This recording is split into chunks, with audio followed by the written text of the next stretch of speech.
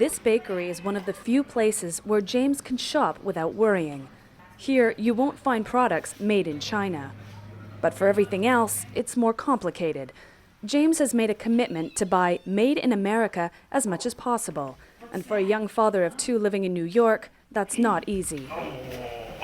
Toys are almost impossible. The only thing we found a couple companies that make a few things in the U.S.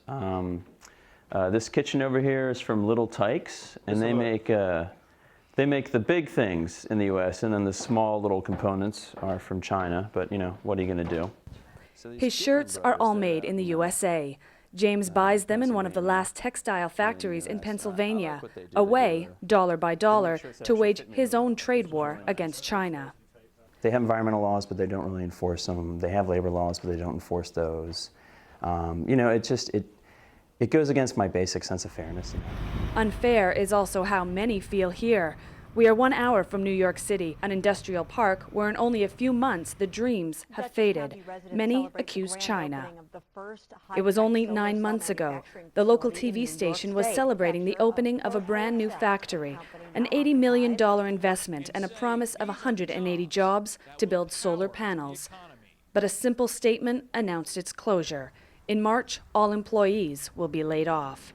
It is disheartening when you think about, about all these factory closures, about these market exits, especially for, a newer industry like solar. But the fact of the matter is that in the long run, manufacturing is going to move to where it's more cheap to manufacture these panels, and at the moment that happens to be China.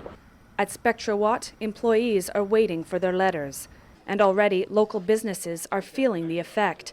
Joe is the chef of this restaurant and is forced to cut the hours of his staff. Well, see how China owns the United States now.